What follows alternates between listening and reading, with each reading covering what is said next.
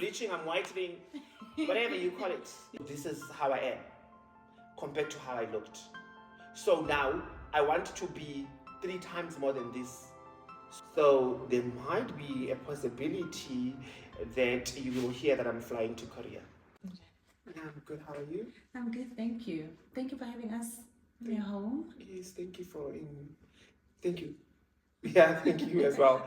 Thank you for coming. Not a problem. So, social media was a buzz a few weeks ago to say, oh yeah, Gogo is going to Turkey, major construction and everything else in between. I want us to talk about that, but before we get there, for the people that don't know you, Tina, we know Gogo Manzini is celebrity traditional healer, but for those who don't know you, who is Thabo Sinda? Thabo Sindane is a Secunda born gay person. I was born in Secunda, born and bred in Secunda. Went to school in Secunda, high school, tertiary, everything in Secunda. Then I got Ngangena Marshals, and then I started operating in Secunda. Then I moved to Johannesburg. So simply Gogo Manzi, Thabo Sindane is Gogo Manzini. I was born Mahlangu and got married to Sindane. And then I changed. My husband and I sat down, and he wanted me to change the surname. Not that I didn't want to. I also wanted to. And then I just changed it. Okay. Yes. How long have you guys been married? 4 years. How has it been? How has it been? Wonderful. Ups and downs, like every other marriage.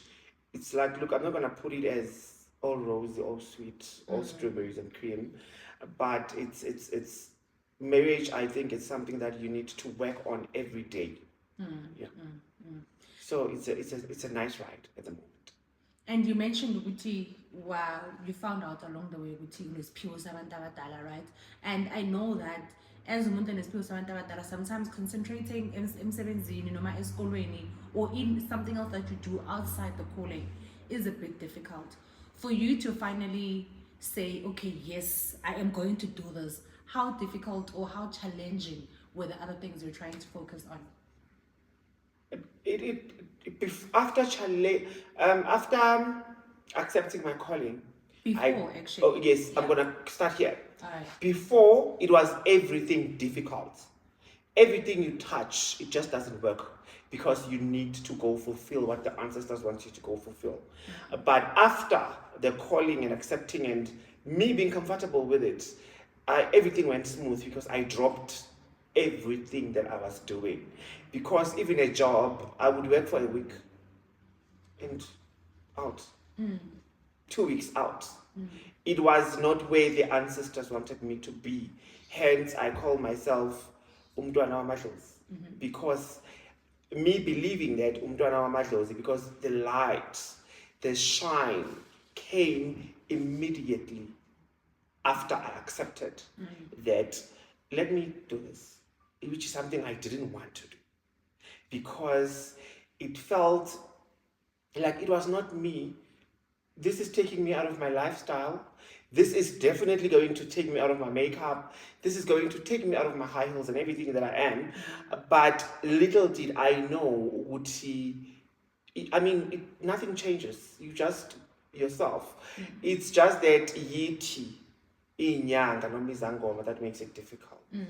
We look at abogogo bakdala bebatwasa, and we thought this is how we were supposed to be. But we're living in the now, and you don't really have to change. Even then, they didn't really have to be the way they were, but they chose to be. Yeah. So it's not prison. So what would really happen for you not to stay in Seventeen about Koshwa, about Gula, or is there a mistake? Like what would push you out? I hated the job. Oh. I felt not belonging. You feel that you don't belong there. And you just say, I'm gonna go. There was no way that I was fired. I got sick because of me running away from the calling, but it was out of work. You understand? Because when I tried working, it didn't work. And I decided that I need to do a small business because I have to leave. Then I started selling clothes. I would stock clothes in Johannesburg and go sell them in Malente, in Secunda, yes. And that is how then I made a living. And actually, in a funny way, they would, that was one of the way maybe they would tell you, when you belong in working for yourself. You are a business person. Don't work for someone. Don't report to someone. We don't want you. We want you to only report to us. And now everything is smooth. Okay. And then how do you now find yourself in the entertainment industry? How did you move from that to now being a celebrity traditional healer? My husband and I owns a talent management agency called KOS Talent Management. It's obviously in the entertainment industry, and based on the work that I was doing before the company, I'm on social media. I've got a YouTube channel. I post. I talk about everything that I do. And it sometimes happens that it catches the eyes of certain journalists that wanted to talk about this, because I speak about it openly when other people would not speak about it openly. Then I get calls from YouTubers wanting to talk about whatever that I'm talking about. And that is how I got to the point of where I am now. But within the entertainment industry, it was about the company. So actually, in the entertainment industry, I should not be Gogo. But because that's how people call me, or that's how people know me, and then they call me Gogo Manzini. Okay. Yeah, so celebrity, traditional healer, that is the word that came there. It didn't sit well with me. Why? Celebrity. How you go as celebrity? No, it doesn't align with me.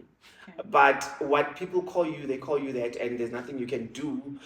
Celebrities are people that are everywhere. I mean, you need to be celebrated in a way that I can be celebrated for my work. So if the celebrity sangoma sticks to being a celebrity sangoma, and my work is shining for being a sangoma, then it's fine. But to be a celebrity, I think it's a big word. Okay. It includes a lot of things. All right. So you'd like to be called as Gogo Manzini? Gogo Manzini, yes. But we're not fighting with the ones that say celebrity. That's how they see it. That's how they see you. But if you were to describe yourself, I would definitely take it out. It comes with a lot of perks. Okay. It comes with a lot of perks. Like, I love money. All right. Celebrities, 4% has money. Okay. So such a big weight with a small bank balance, it doesn't make sense to me. Right. Doesn't make sense to me. That is, I'm glad you mentioned the celebrity, you not wanting to be a celebrity, because when I saw that you were skin bleaching, and I'm happy that you were being too open about your journey, right? When I saw that you were skin bleaching, you went to take you for Skin lightening. Skin lightening. Sorry. That's okay. Two different things. Yeah. All right, No, it's the same. But you prefer I'm the lightening, other I'm one is- bleaching, I'm whitening, whatever you call it. The other one is more preferable than the Yes. other. Okay. Anyone actually. Skin lightening. Yeah, skin lightening. I'm correct. Yes. All right. So when I saw that you were lightening your skin and you went to take you for everything that you went to take you for, my first thought was, so this is a question I've always wanted to ask you, Uti. Is it pressures from the entertainment industry? Oh, is that a question? Yeah. No. I am one person that does not live under pressure. Okay. It is something that I always wanted to do. It is me wanting to look a certain way. It is me wanting to feel a certain way. It is me wanting to boost my self-confidence in a certain way. Boosting self-confidence means I always had self-confidence, just boosting it. You know, when you look good, you feel good. Every other person, when they look at themselves in the mirror and they say, "Ooh, I look good," you want to be everywhere. You want to go everywhere. You can go to Cape Town and walk there. You get my point. So it is something that I always wanted to do before being in the entertainment industry. When you're young, growing up, you're looking up to certain women or certain people that never had procedures, that never had surgeries. You just like how they are. You get my point. And then you say, that is beautiful. But for me, transformation was just a change.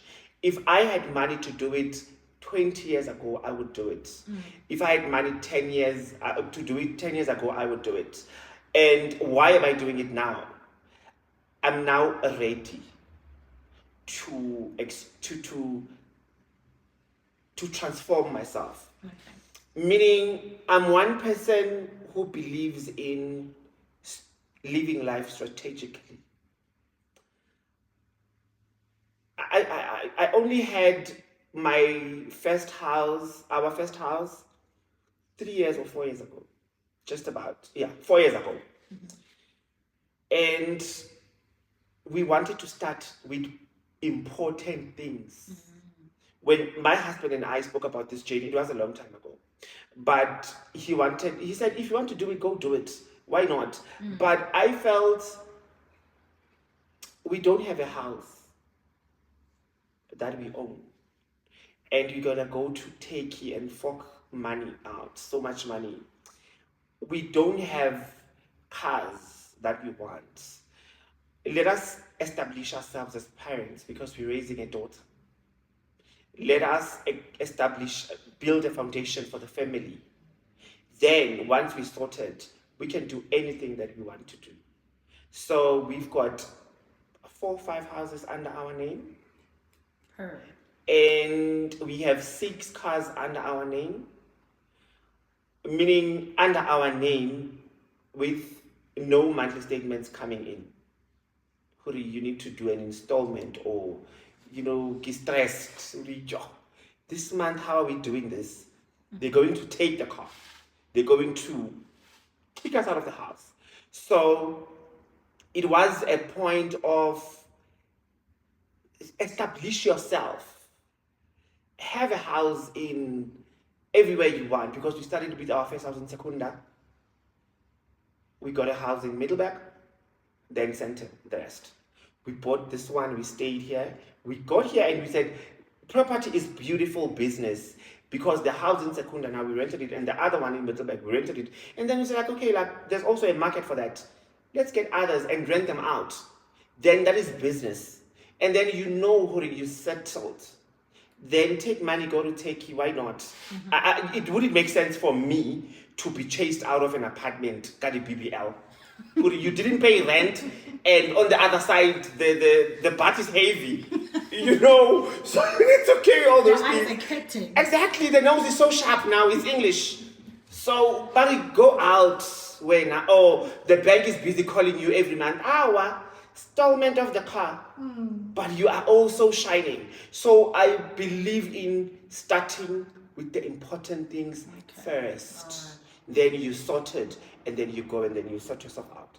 So why did you feel the need to boost the confidence that you already had? Why did you feel like, if I lighten my skin, I'd be more confident? Or if I fix the nose, make it this way, the eyes, make them that way, I'd feel more confident. I was confident. Yeah, that's what I'm saying, yes. More confident.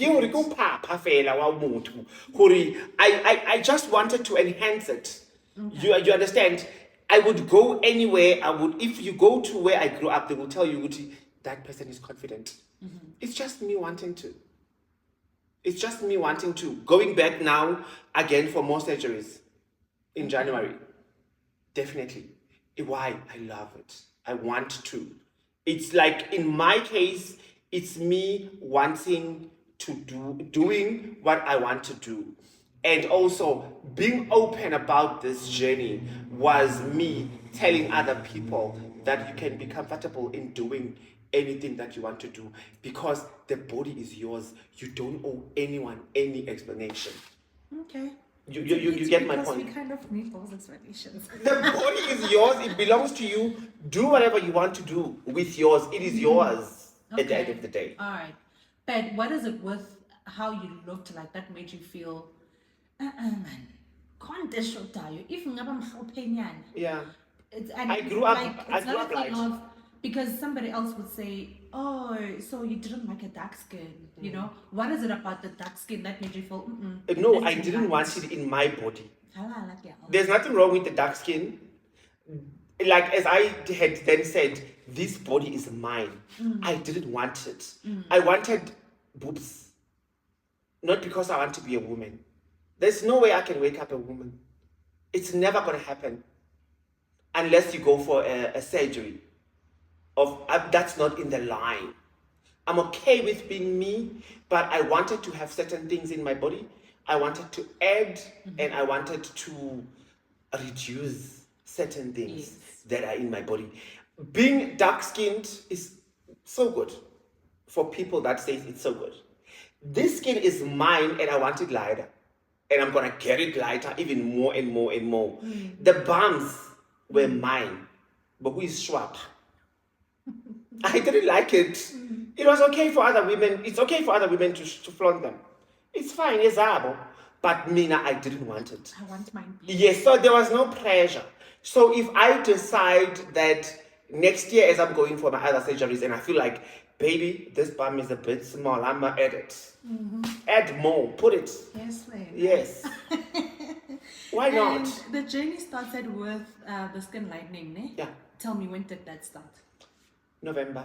Okay. I started lightening the skin in November. I'm doing it through drips. Okay. Because drips are more healthier. Products like creams and things like that are damaging to the skin. So many women resort to that because it's cheaper. They find it cheaper. You know, you can go to any foreigner's shop now. The skin lightening products, 50 rand, 70 rand. Imagine if you can go put something so cheap in your skin and expect results that are going to give you and expect to get good health results. You understand? So I said, I love my skin in a way that I'm not putting anything on the skin. I'm going to get it from the inside and then it's going to shine out. It's an expensive, as I touched the other part. Can I say amounts? Yeah, please. I'm paying 1.8 a week for the drip. Since November. Yes. And the products that goes with the drip, they're not creams, but are products that you need to maintain, or they work along. They work along with the drip.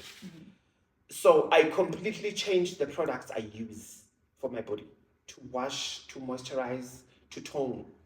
So it's a clean tone moisturize process, the normal one, but there's certain products that goes with the procedure of skin lightening.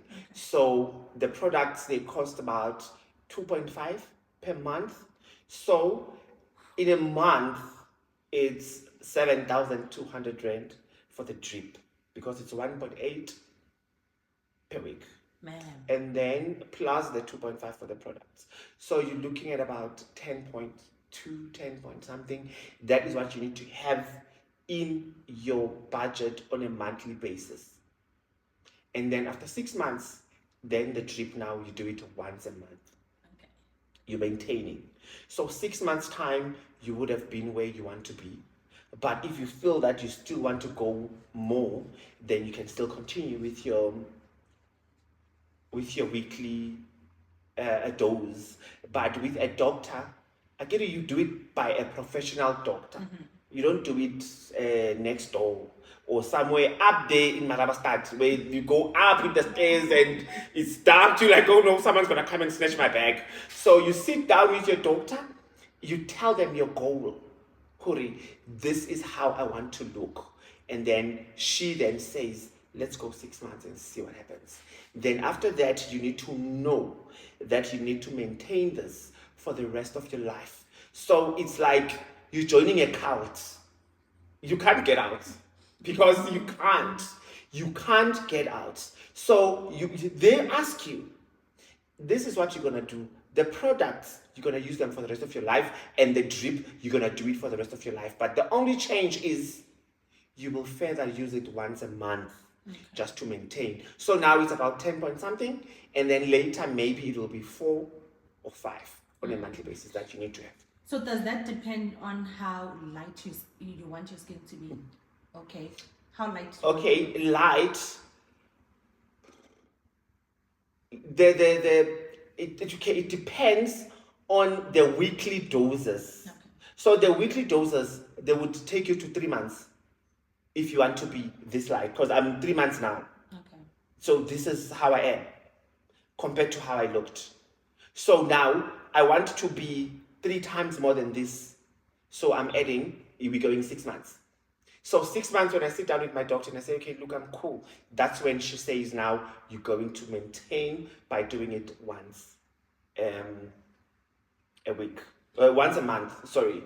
But I also had a talk with my husband that I want to be lighter, and I don't think even the drip can get me there.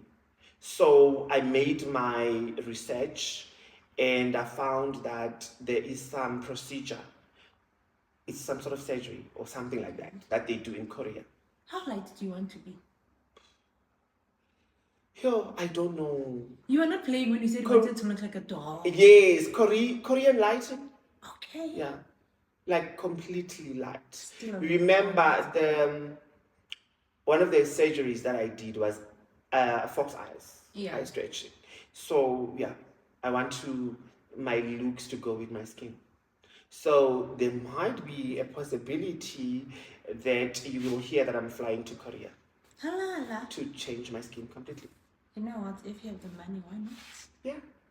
And please take me through all the surgeries, because I know it was the nose, the breasts, the BBL, the eyes. What else did we do? Mid facelift. Okay, I'll explain this to you. Okay, my hands, I'm hiding them because they look like my nail polishes. I was sitting at home. I'm sitting at home, so I'm not yet out. So I know that someone would be there. You know, people on social media. Hey, why are you talking about so much money when you can't even put a manicure? A manicure. Look, I can do 80 manicures a day. Just that I'm home. I'm healing. Right. I did mid facelift where they stretched my face, the mid part. Okay. Because the lower part, the doctor said I'm still young. So my skin has not fallen, or it's not sagging that much. So he did a mid facelift. Why I did a mid facelift? Because I've been doing Botox to have the clear forehead. So Botox, you need to do it every 3 months. Okay. Every 3 months. And then the surgery is something that you do once. And then I did eyebrow lift, sorry. And then I did fox eyes. That's number 4.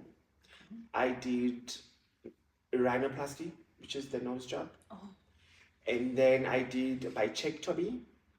Bichectomy, it's a procedure they do. If you look at my before pictures, I was round-faced.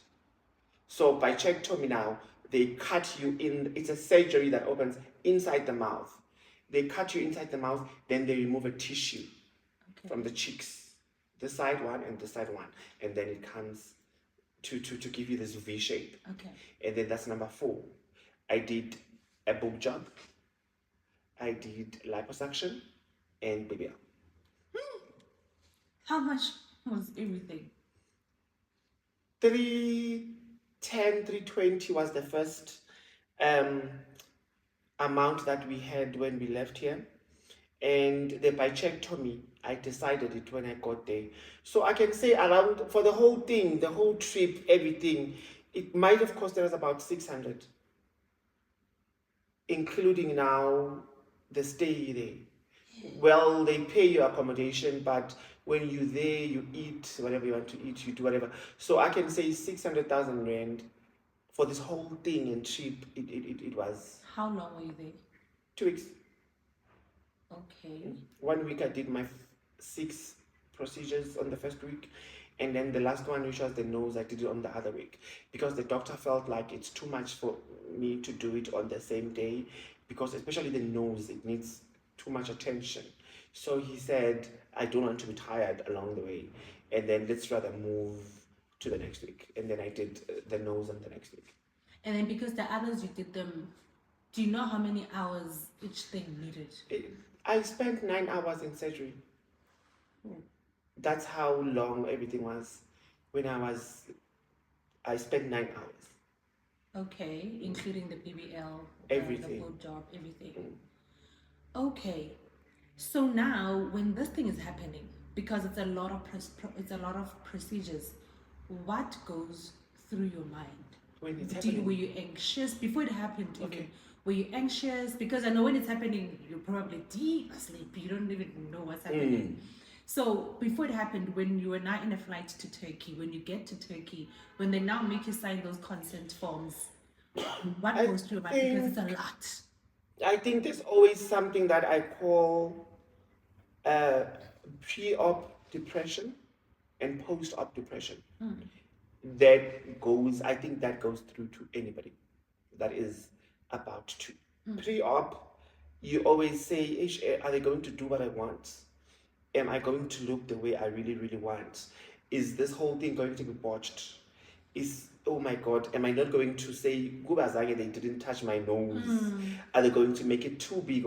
So those are the things that I had in my mind, but I was more excited, Shem, to say, I want to go. I remember the morning I left now for surgery, leaving my husband in a hotel room there in Turkey. I was so excited, and he was like, "Hey, Wena, you don't look like a person that's going for surgery." I'm like, how should I be? I'm not sick. I'm gonna wake up, I know. I just worry about how I'm going to look. And then you do the surgery. I think your mind goes away for some time, even after you wake up. Because there's that thing that says, where am I? Sure. My chest is heavy. It's going to take you some time to realize, when you came here to put some things on your breast, very obviously, your chest is going to be heavy. So, like, my chest is feeling so much heavy. The headache here, because of the stitches and all the operation that happened. So, after a few minutes, then you come back to your senses. Oh, I came to do all these things. Now I'm in pain. But the pain is bearable. It's not something that is, like, unbearable. And the people or the doctors in Turkey, they're so professional that they make sure that the pain does not go as far as, you'd say, oh, this is very painful. I cannot imagine a single day feeling a lot of pain. Okay. No. Then after the surgery, post-operation depression starts. So what goes through that now? What is going on? Everything is big. I'm swollen. You can't see the results. You look like community mob. You look like Umphakathi attacked you because you took some 2 rand and you went to buy some smoke. That is what you get the first time you look yourself in the mirror. Oh, the stomach is big, but it's supposed to be small. It's still swollen. You understand? The bums are too big. You're like, this is not what I ordered. But then now, you get to understand when you sit down with your surgeon and they tell you that this is not how you're going to look. You came out of surgery, you're swollen. Like when we do liposuction in the stomach, we put some cannulas inside your body and we, like, shashigisha. So you are likely to be swollen. Because I'm telling you, even now, I'm 6 weeks post-op. I'm still swollen. Oh, and you did, I'm not sure if was it before you left or after or in Turkey, did you do lip fillers or something? Lip fillers, I did them in Turkey, year 7. Lip fillers, I did them in Turkey. I did cheek fillers and chin fillers in South Africa. Oh, okay. Yes. And then I did lip fillers in Turkey.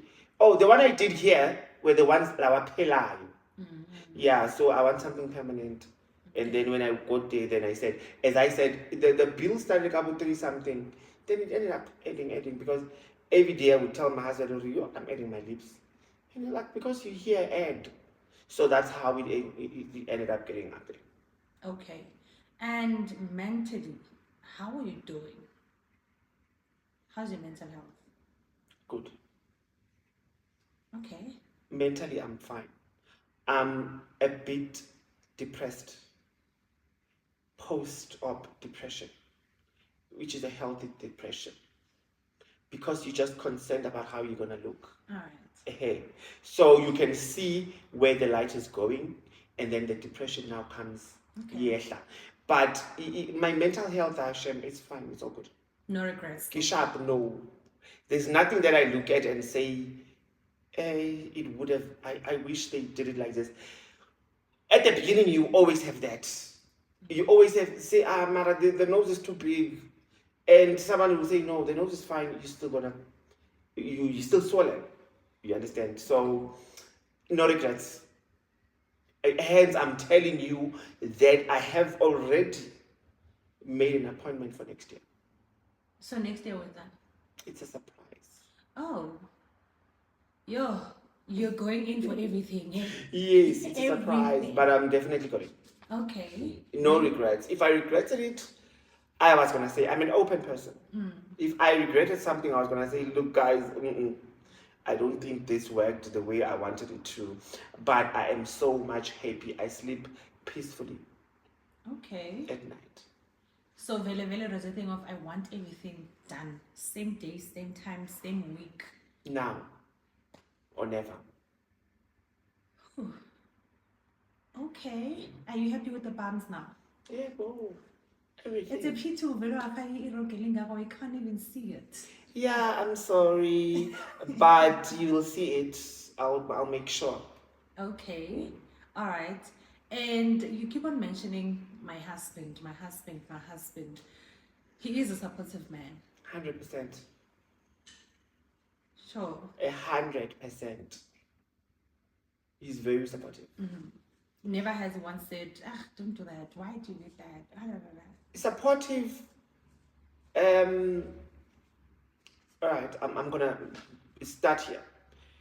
He's a supportive husband, but he would sit down with you and ask you questions. He's not a man to say, do, go, okay, it's fine if it makes you happy. But he's gonna ask you some reasons and see somewhere, sometimes he would advise me, Uguti, I don't think that you should do it in this way, rather do it in this way. Because with everything we said together, like, how should my nose be? So when we were doing the consultation with the doctor, he was there. So he's very supportive in a way that we are kutaza to do what makes you happy, but he would also give you an advice, I think this is not gonna work. Okay. And there's social media backlash, ne? You might, when you do the big reveal, if you'll do it, or when you're just living your life in Jeffrey, people would say things like, man, you were fine how you looked before. And things like, do you hate yourself? You hate being black? Wada wada. Are you ready for all those things? Are you prepared? Or it's a thing of, hey, so what happened? I don't know those people. Okay. I don't know those people on social media, number one. And number two, I'm not going to be bothered by someone who didn't even donate anything to the trip. I'm not going to be bothered by someone who's also depressed. Because I'm also depressed because of my surgery. But now you're depressed. So the reason that you're going to go thinking that you've got a say in other people's lives, it shows how depressed you are. You understand? So I'm not going to be stressed by those people. They're probably hungry. They are probably gonna be typing that comment on a free Wi-Fi that they got somewhere. So they are going through a lot. So when you know that when you put yourself out there, or when you talk about something openly, even on this interview, you're expecting some people to say, they don't even know me. So they will say, Angistandi. Have you sat down with me? And you really, really found out Guta Untandi, Angistandi.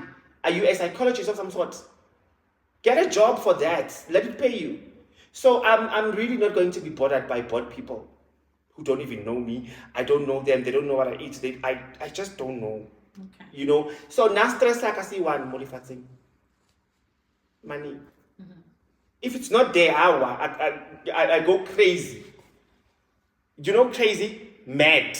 That's the only thing that can make me mad. That's the only thing that can stop me to enjoy whatever I'm enjoying with my husband. So for things like this, do you need professional help after that? Maybe to sit down with a therapist, or life just goes on? I don't believe in therapists and things like that. Okay. Maybe you do. Maybe you don't. Okay. I mean, I believe in myself. If I look at myself in the mirror and I say, Kishap, I go. So after surgery, you say you need to therapists to what? To do what? What do they say they do? I don't know. Exactly. Therapists to do what? To tell me what? To make me feel better. I've got a husband that is supportive, as I just said. He will take me through the therapy. Okay. Yeah, so I don't need to go talk to someone about my things. No. Alright. If young Kaga, there's a bottle of wine over there. So it's been 6 weeks since you came back from taking it. So in the 6 weeks, because you were focused on healing and getting the results that you wanted, Yeah. were you still practicing? No, Okay. I'm on leave. Till I was on leave actually. I started yesterday to go back to work. I just wanted to feel good, kakuhle, like to heal.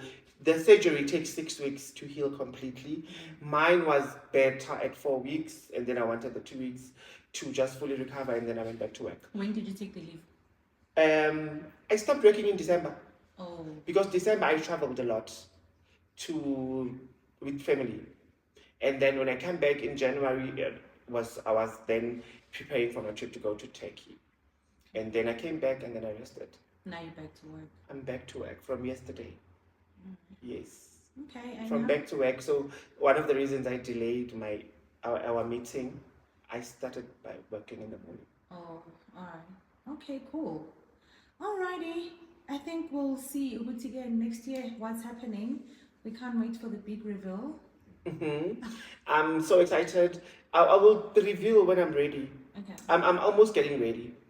I will reveal, but the face is revealed for the first time in this interview. Because even on my YouTube channel, I was not talking with my camera on me.